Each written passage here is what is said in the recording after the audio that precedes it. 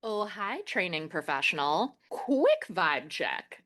Did you recently spiral because you didn't have a perfect answer to a client question, even though the answer was literally impossible to know? Cool. Yeah, same. Thanks, brain. If your inner critic is acting like an over-caffeinated raccoon in a recycling bin, please get our free imposter syndrome toolkit for trainers. It helps you sort out which thoughts are real, which are anxiety, and which are just society yelling, you should do more, while offering zero solutions. Grab your toolkit at petharmonytraining.com/imposter toolkit. Again, that's petharmonytraining.com/imposter toolkit. Go rescue your brain. Calm is not something that your dog either does or does not possess. It is a skill, and like any skill, it can be taught. And the reason the tips on the internet haven't worked isn't because you failed or your dog is broken or your dog is just, again, salsa air quotes, the sarcasm's coming out. Does not mean that your dog is just a high drive dog. The reason the tips haven't worked is because they are simplistic, prescriptive pieces of a much larger puzzle of teaching your dog how to move through physiological stages of existence.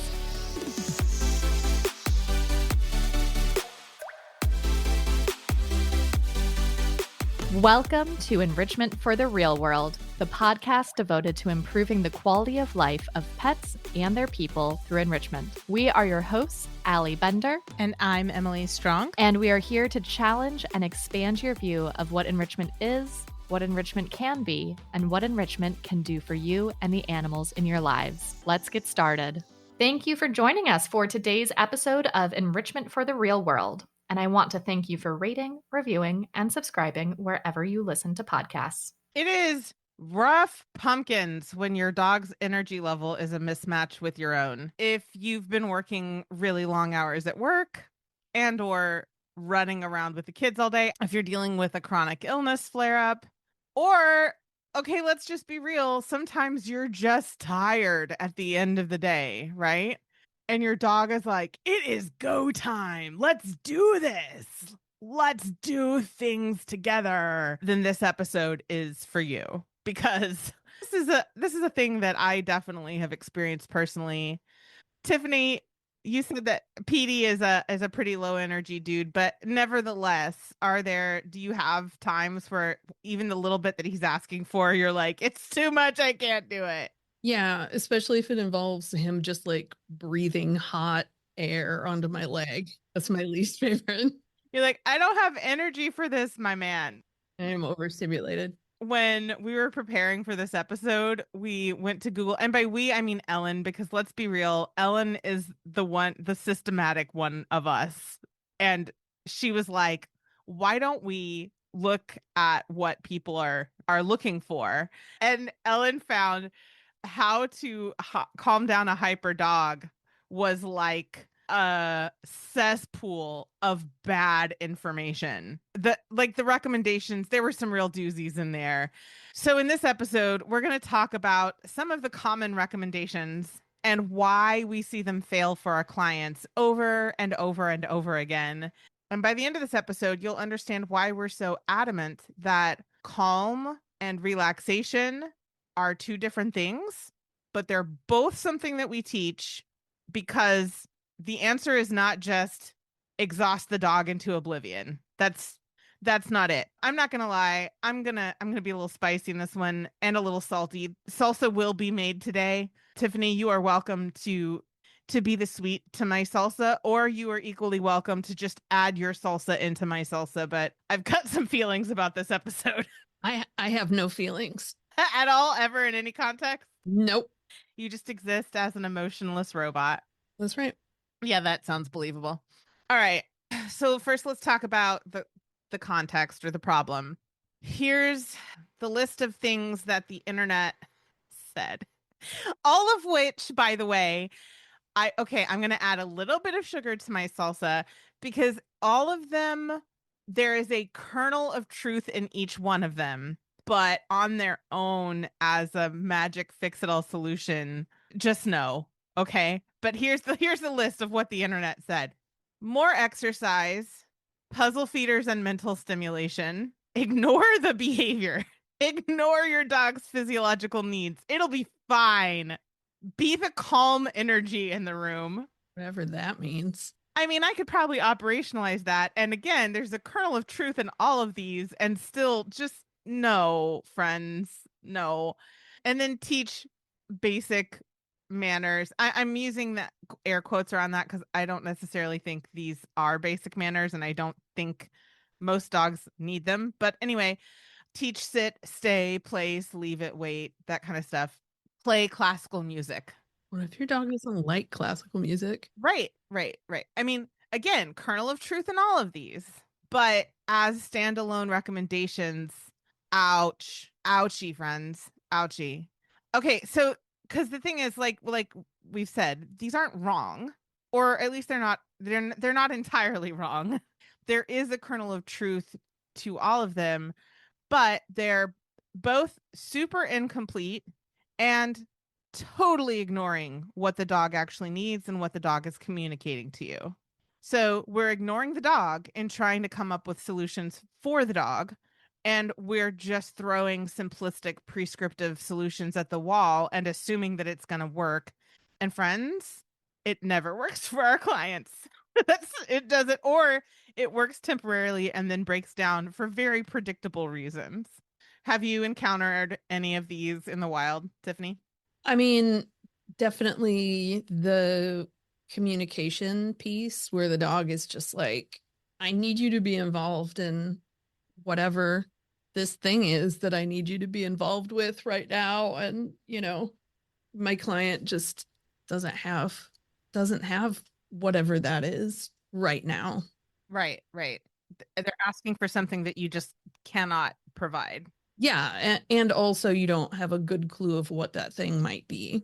Let's break these down and talk more about each of them. First of all, let's reframe the whole entire conversation. We can't just expect a dog to just know how to sit or heel or whatever other skills people teach dogs. We teach those skills, right? Relaxation, down regulation, calm engagement, those three things are different things. And also, there's a lot of overlap between them.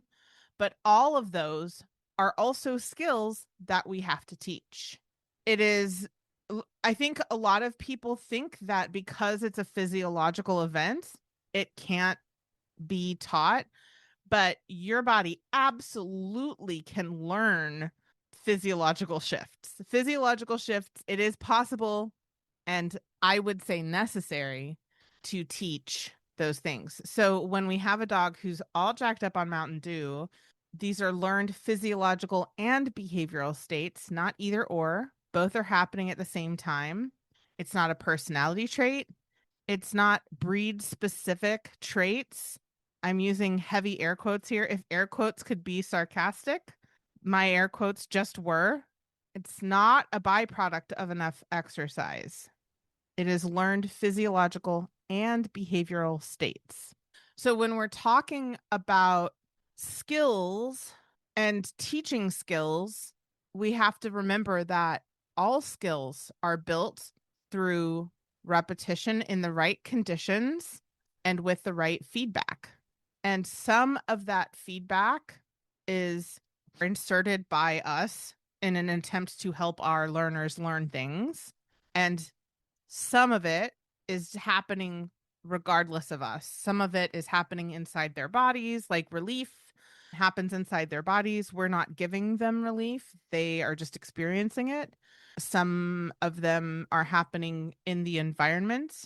If we teach them to walk away from a stressful situation and they move into a calmer environment, the environment is part of that process for them. But feedback is happening even for physiological states, not just overt behaviors, actions. Actions aren't the only things that can be influenced through antecedents and consequences, through how we arrange the environment and what the learner gets as a result of doing the thing. So when we're talking about relaxation, What that means is we need to create a predictable environment. We need to facilitate a body that has practiced down regulating, and we know what the stages of down regulation look like for that individual. We call that ladders of de-escalation. We need to know what that ladder of de-escalation looks like for the individual. And we need to have a dog who has learned that stillness is both safe and rewarding. Yeah. I mean, if you're having a hard time, say you're anxious, and somebody's like, you should try yoga. Yeah, sure, I should try yoga. And then you go to a yoga class and it makes you feel like a maniac because you don't know kind of what to expect or look for in your own body. How helpful was that? But if you are familiar with your own ladder of de-escalation and how that feels and what influences that, then you might know to stay away from, I don't know, some random bind pose that you can't breathe in or something. Yeah, I mean, I think that's a beautiful analogy. And you being a current yoga teacher and me being a former yoga teacher, I, I I experienced this so many times with humans who were in a class that was several approximations farther down their shaping journey than they actually were. And it felt overwhelming. It felt embarrassing. It felt hard, the opposite of relaxing. And then those people were like, well, yoga doesn't work for me. And it's like, that might be true. Yoga's not for everybody. And also, is it that yoga didn't work for you? Or did you jump into a fifth grade class when you're in yoga kindergarten? Right. And that I'm not blaming the learner. Like, I think that yoga studios should do a better job of indicating what level of difficulty these classes are so that people know which ones to go to. Right. But learning in a safe place the skills to practice yoga then allows you to use yoga as a way to downregulate. But if you just say yoga will downregulate you, yoga will relieve your anxiety, that's not true. Like, it's in many contexts that's going to be patently false because it's going to elicit the opposite physiological trend that we're away from what we're trying to achieve. Beautiful analogy, Tiffany. Love that. So, why do some dogs seem naturally calm? I say in air quotes. There is a little kernel, there is a little bit of truth. There are some breeds that have been selectively bred to be lower energy. Also, there are many members of that breed who did not get the memo, or they're like in their puppy and adolescent phase. And so they're still going to be all jacked up on Mountain Dew because of the developmental period they're in. There are some mixed breed dogs or just casually bred dogs who don't have a lot of selective breeding pressures informing their nervous system, who just have a lower key nervous system, right? Yeah. I know of some Newfoundlands that do agility. Like the lady has a sticker on her car that says like Newfie agility.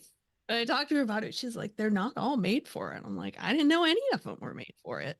I mean, okay, this is a tangent away from the main point of this, but I need to give a shout out to agility because I don't think it's talked about nearly enough. But agility is basically a slow-mo version of agility for dog bodies that can't handle regular agility.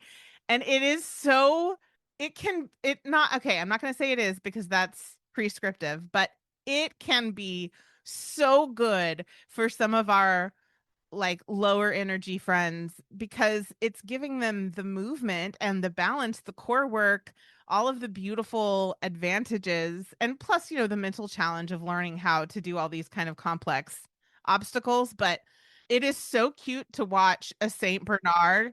It's delightful. If you've never watched a agility video, go out and watch it because I had the privilege of seeing when I was in Utah a Saint Bernard doing agility and like lumbering, like just like super slow cash, lumbering through the weave poles, sauntering over these like low set. Oh my God, I'm blanking on the word. Not Catalina. The little bars. Cavaletti. Thank you. My brain just straight took a union break. Just sauntering over the Cavalettis. He went through the tube and like I was like, did he stop and just lay down in there? It took him so long to get through the tunnel because he was just taking his time. But he got all the benefit. I mean, he didn't get the cardiovascular exercise, probably. I don't know. But like he got so much benefit from doing that at a pace that actually worked for his body. Isn't the point to have fun? The point is to have fun, to learn new things, to navigate obstacles in a way that moves your body and gets your core activated. And he did all of that. It was great. Okay, back on track. Thank you for letting me take my little tangent to love on agility. So, yes, it is true that some dogs are lower energy. And also, even the dogs that are lower energy, they still have had practice and predictable environments and lower baseline arousal because of their learning history. So, yes, genetics are always a part of the equation in every situation. Genetics are there because all of the influences are happening at the same time. They don't exist in these like cute little vacuums that we create in our heads, right? But it's not just genetics because nothing is just genetics. If you've listened to the show pretty much at all, you've heard me talk about Oso, the four-legged love of my life. And you know that keeping him active and comfortable as he ages is basically all I talk about on this show at this point. So I am embarrassingly excited to tell you about our affiliate partner, Paw Prosper, because they carry brands I genuinely use every single day. We're talking the Help 'em Up harness, Fit Paws, and Blue 9. The Help 'em Up harness is not optional in our house. Multiple times a day, Oso gets suited up so we can help him safely navigate the back stairs to go outside. Honestly, at this point, he just like shows up at the door and waits because he knows the drill. He just stands there and lets me don his outfit. It's part of how we move through the day together, and I cannot imagine life without it. We've also built out his enrichment plan with the Blue 9 Propel Air platform and the Fit Paws Cavaletti set. Yes, my dog has a physical therapy routine to rival my own, and I have zero regrets about that. If fitness and mobility matter for your dog, and it matters for all of them really, go check out petharmonytraining.com/fitness. That's petharmonytraining.com/fitness to see all that Paw Prosper has to offer. Your future self is going to thank you. Oso would thank you too, but he's busy waiting by the back door to go outside. Throw that low energy basset hound into a pit of screaming children and I mean, I think people forgot what basset hounds were meant to do because my dad's from East Texas and his cousin had beagles, but a lot of the people that they would hunt with had basset hounds. And when those dogs know that they're about to go hunt, they're a lot. They're extra. I basset hounds can be extra. flaps are flying. Let's not forget that they are hounds, friends. So yeah, it's not just luck that somebody has a dog who's quote unquote naturally calm. It can be accidental. I think a lot of people create calming environments for their dogs without knowing they're doing it because they've done that for themselves and their dogs are also learning from that environment. So I'm not saying that the people who have naturally calm dogs knew what they were doing, but they have done something about at least environmental arrangement, if not also how they're interacting with their dogs, that has facilitated the dog learning those skills. So remember that genetics gives us a predisposition towards something, but learning is what takes that and runs with it. Or doesn't run with it. Or doesn't run with it. Yeah. And also, I'm aware that what I just said is an oversimplification, but I think it helps people to remember that there aren't any behaviors that are attached to a single gene. And it's like, if you have this gene, therefore you're going to do this behavior. It's okay, I'm not an all the way fan of Stephen Lindsay, but I think one of the most brilliant things that he said that I have utilized is that the genetics is like the biological substrate that learned behaviors grow in. So I think that's a good way to think about it. All right, moving on. The flip side of that is that this belief that high energy breeds can't be calm, it stems from the same myth as dogs. Some dogs are naturally calm, right? Energy level and the capacity for relaxation and the skill to downregulate, those are not the same things. Those are all different things. So a quote unquote high drive dog, I take issue with the word drive, but that's not the point of today's episode. But again, in quotes, a high drive dog absolutely can learn to downregulate and settle. They just need more deliberate practice, not more exercise. So we have discussed this to some degree way earlier on in the podcast, back in the day, deep cuts.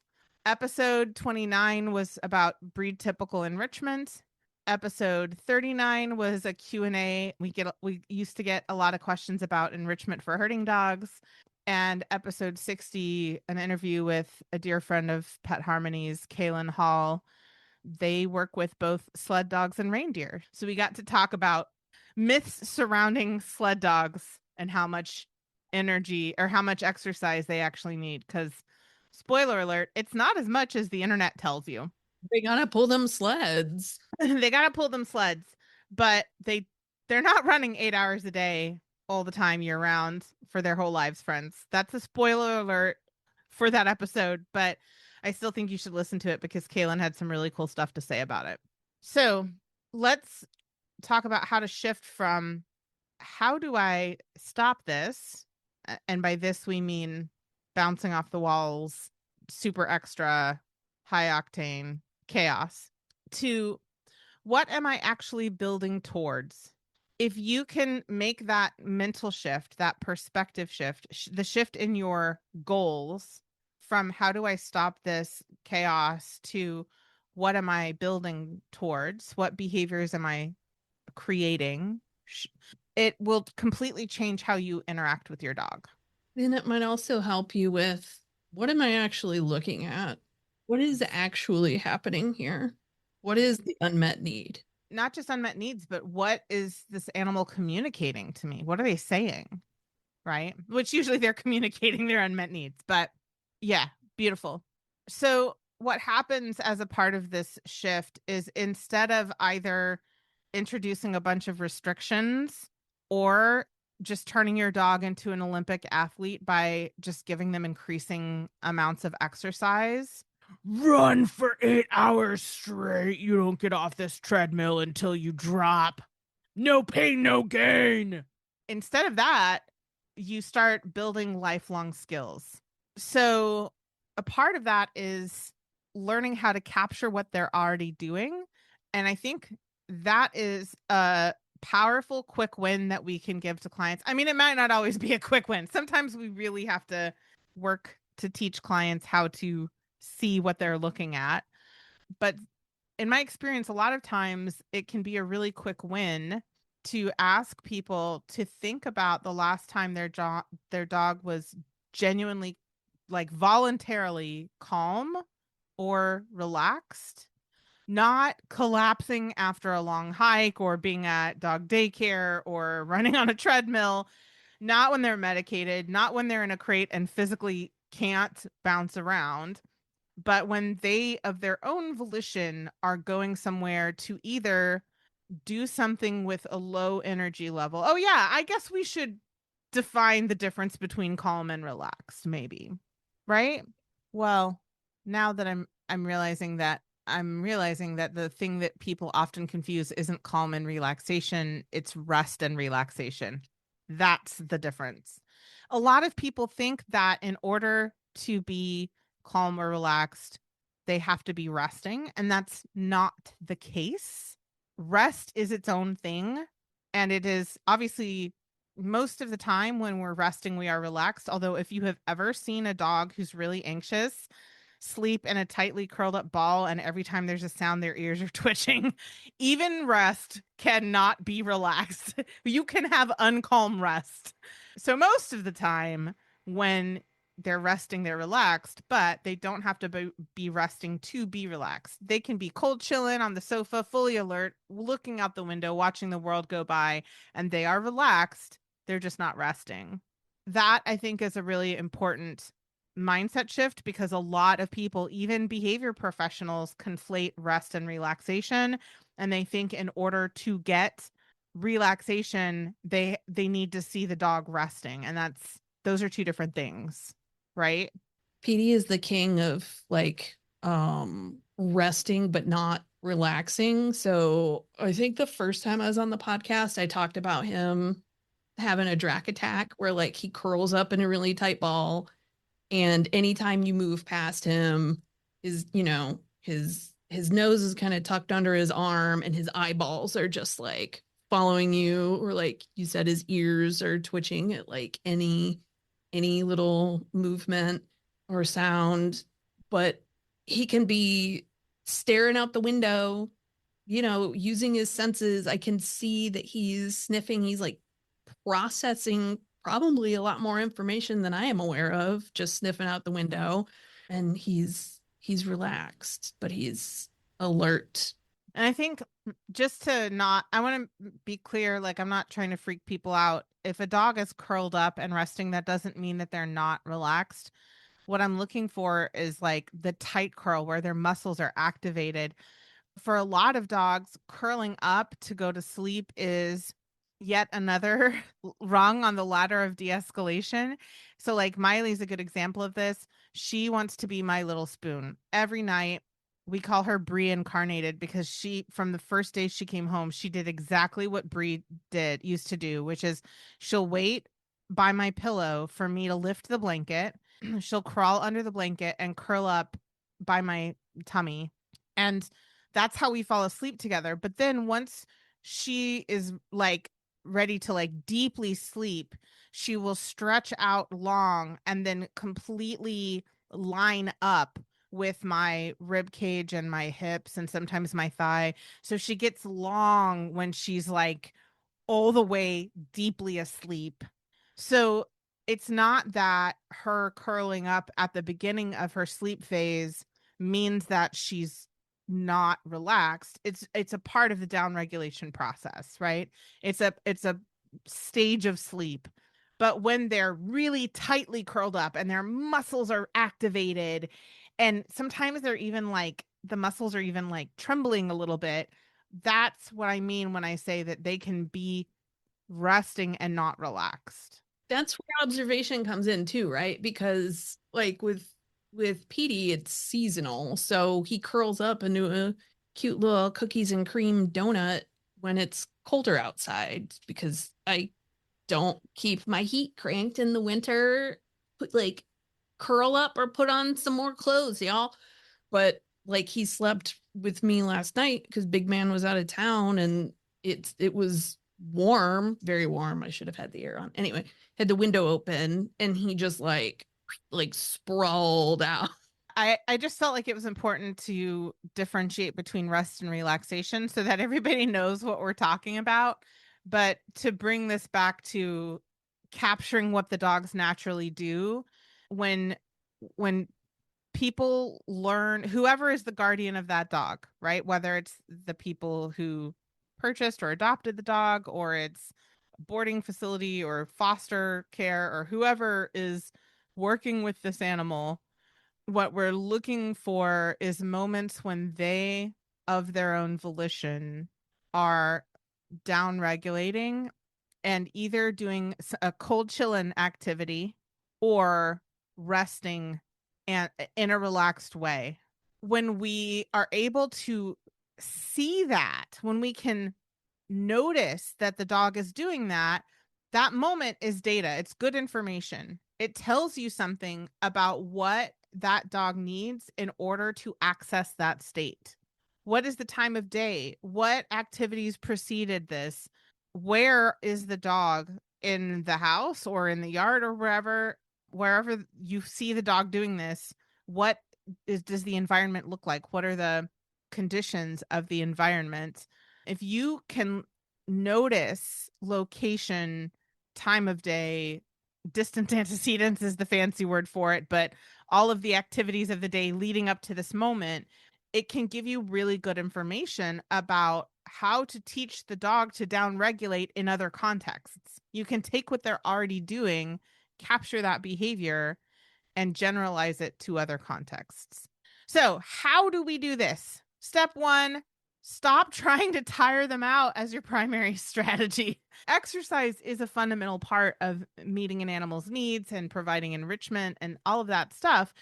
But if it's your only tool, you're just building an Olympic athlete who needs way more exercise than you can and should be giving them. Like, it is, exercising your dog should not be a full-time job. What is it? If your only tool is a hammer, everything needs hammering. Yeah, everything looks like a nailer. Yeah, everything needs hammering. Yeah. Exercise is the hammer in our toolbox. We have other tools in the toolbox, friends. And also, the outcome of exercising a dog into oblivion is exhaustion, not rest. And exhaustion in and of itself can be stressful.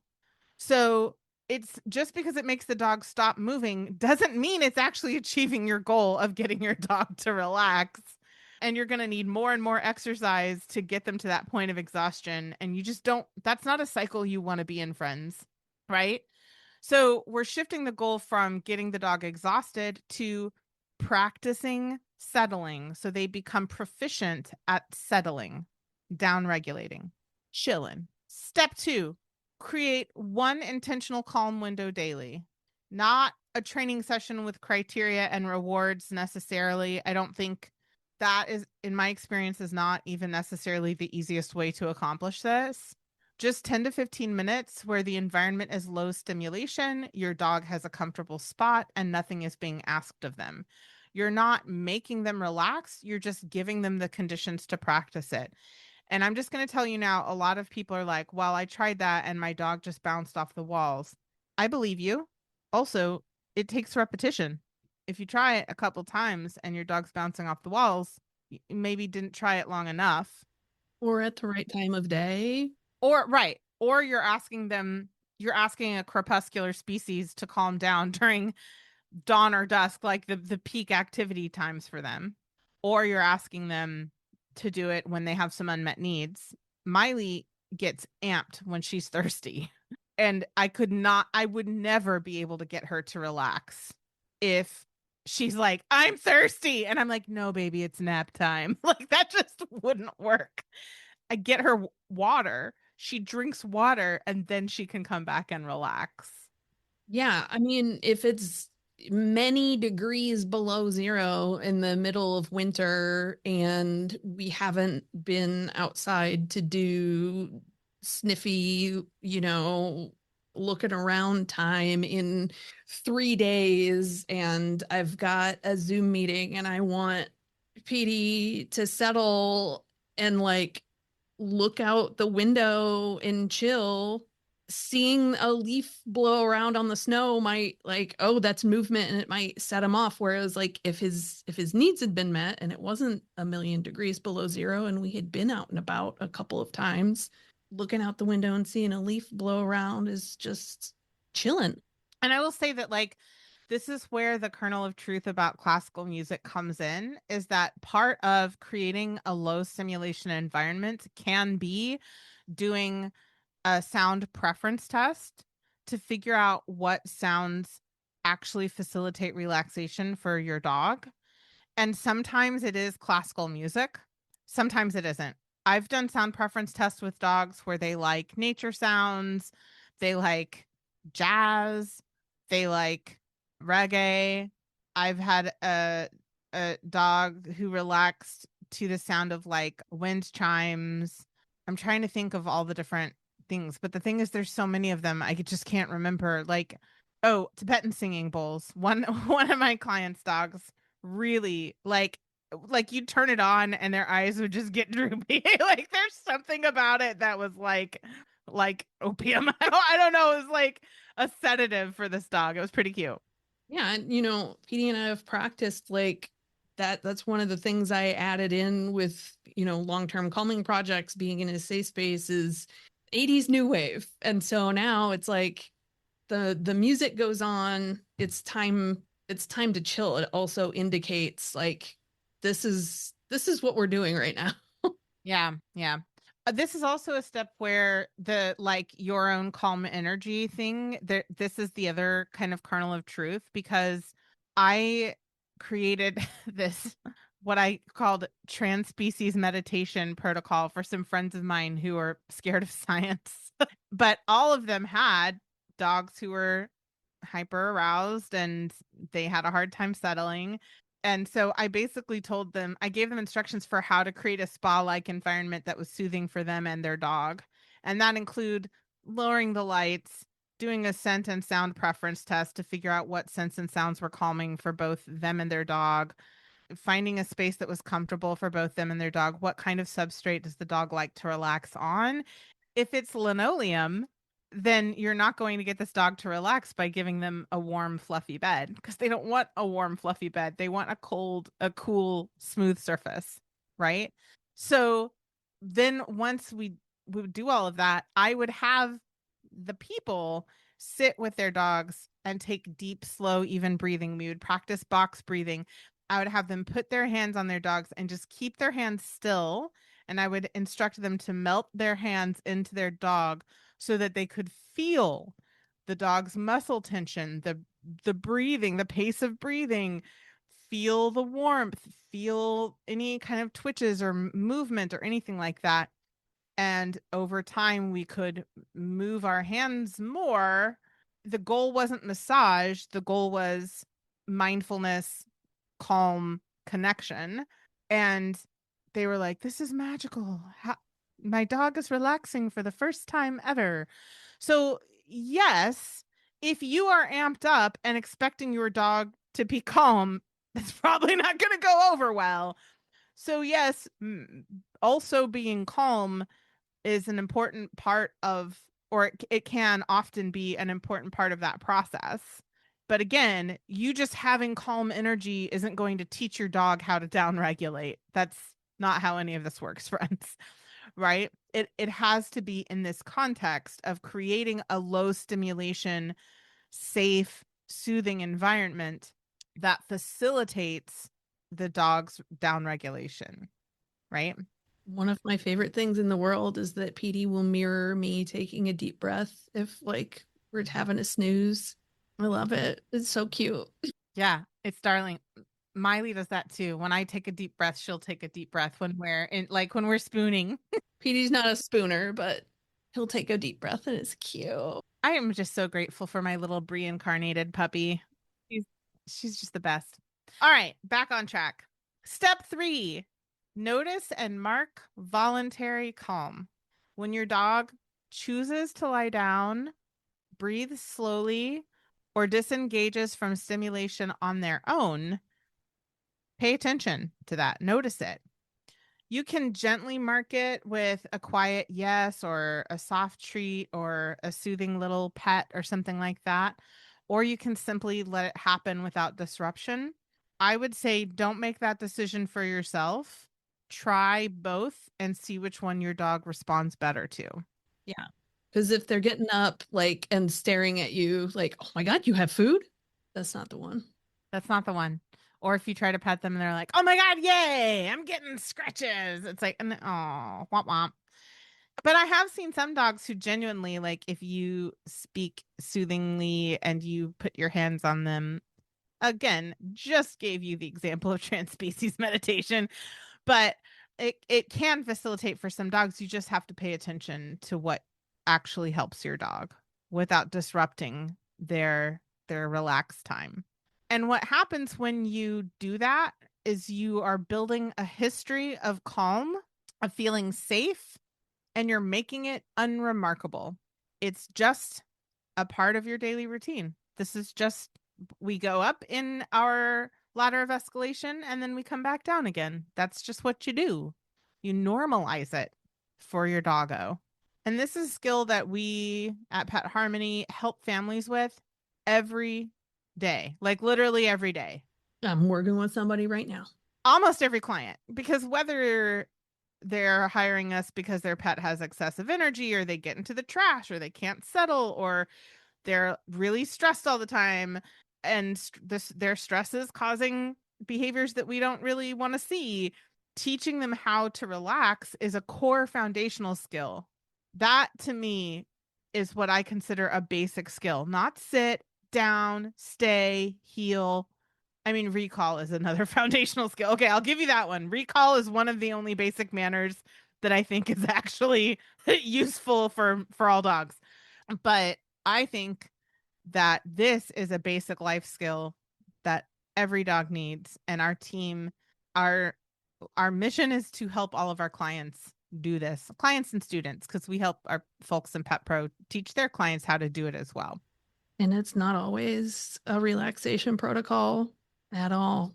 I mean, we have our own relaxation protocol, and we just don't use it as often as I think people think we do. They are helpful in specific contexts, but that doesn't mean that you need a relaxation protocol to achieve relaxation. Yeah, it depends on what your household needs. If what your household needs is the ability to go and do things and have the dog chill somewhere else, that's relaxation and independence and a safe space. Across the board, just meeting so many needs. It's like there's a framework. I wonder what that is. That's wild. What are you talking about? Never heard of it. Okay, so let's recap. The big take home point is that calm is not something that your dog either does or does not possess. It is a skill, and like any skill, it can be taught. And the reason the tips on the internet haven't worked isn't because you failed or your dog is broken or your dog is just, again, salsa air quotes, the sarcasm's coming out, does not mean that your dog is just a high drive dog. The reason the tips haven't worked is because they are simplistic, prescriptive pieces of a much larger puzzle of teaching your dog how to move through physiological stages of existence. Managing arousal and building relaxation are two different things. And most of the advice on the internet is maybe possibly for some dogs in some contexts addressing one of them. So to recap the steps that we discussed, step 1, stop trying to tire them out. Exhaustion's not it. Step 2, create one intentional calm window daily. Step 3, notice and mark voluntary calm when it happens without your guidance. And that's it. I don't know why I sounded like there was a step 4. There's not. Okay. So one actionable reflection to take away from this podcast. This week, look for one moment where your dog is relaxing, even briefly. Notice what the environment looked like. Notice what you were doing. Notice the time of day. Reflect on what activities your dog had done leading up to this moment. That's going to give you so much information about how you can teach your dog to downregulate moving forward in other contexts. Now that we know that calm is a skill, next week we're getting into the 3 things that most commonly get in the way of dogs ever learning it. And a lot of them are things we're doing with our best intentions. We're doing them because we love our dogs and we're trying to help them. If you are a pet parent or a pet professional who needs a little support helping doggos to relax, our team are experts on this skill and we are here to help you. I hope you enjoyed today's episode, and if there's someone in your life who also needs to hear this, be sure to text it to them right now. If you're a pet parent looking for more tips on enrichment, behavior modification, and finding harmony with your pet, you can find us on Facebook and Instagram at Pet Harmony Training. If you're a behavior training professional dedicated to enrichment for yourself, your clients, and their pets, Check us out on TikTok and Instagram at Pet Harmony Pro. As always, links to everything we discussed in this episode are in the show notes. Thank you to Ellen Yoakum for editing this episode and making us sound good. Our intro music is from Penguin Music on Pixabay. Please rate, review, and subscribe wherever you listen to podcasts. That helps more pet lovers and professionals find us so they can bring enrichment into their world too. Thank you for listening, and here's to Harmony. What kind of substrate does the dog like to relax on? If it's linoleum, you're not going to. Sorry, I'm just going to start that over. I threw myself off with how I said linoleum. It's a hard word. If it's oh my God, I got this. I can say this word. If it's linoleum,